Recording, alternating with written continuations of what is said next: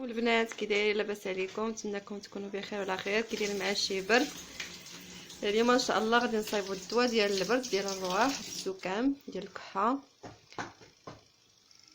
المقادير: عندنا نص كيلو ديال الشريحه وربعه ديال الثومه، الزيت البلديه والقرايه. فاش غادي نديروهم؟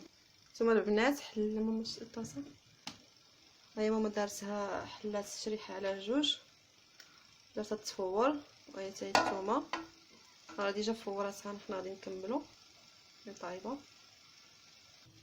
البنات قبل ما درناها تفور كانت غسلتها مزيان وحلاتها وخشات وسط منها الثومه. وري ماما شي وحده من الحلوله،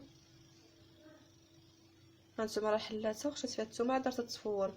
وقبل ما تفور كانت لكم راه غسلتها وخلاتها واحد شويه راقده في الماء باش تحيد لنا داك الغبره، وعاد نشفتها مزيان من الماء وعاد درتها تفور مع الثومه. البنات النص غادي ديرو هكاك في القراعي وغادي تكب عليه الزيت، ياك ماما الزيت، وغادي تكب عليه الزيت، والنص غطحنو مع الزيت. هي قسماتو باش دير جوج قراعي، وحده مطحونه وحده مرقده. نتوما البنات هي كطحنها مع الزيت البلديه. شحال دايره كله غدير فيها ديال الزيت البلديه. البنات حنا نبقاو نطحنوها حتى تطحن مزيان باش ما ندير لكم الصداع، وداك الساعه نوليو غادي يطرد الزيت ونخويو في داك الشيء ونطحنو مزيان.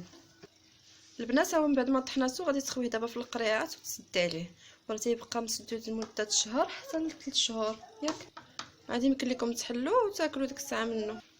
البنات يمكن لكم تاكلوه حتى منه دابا ماشي مشكل، يعني انا كنقول لكم زعما المده يعني يبقى مسدود ما يضيعش، راه يبقى حتى 3 شهور 6 شهور ما غاديش يضيع لكم. حتى هي صايبناها ودرنا في القرعه سدينا عليهم، عادو تيبقاو في الثلاجه لمده 3 شهور 6 شهور ماشي مشكل. تبدا من اليوم تاكل فيهم، راه ما عندهم زعما، راه صافي الفائده ديالهم دخلت في الزيت والشريحه والثومه.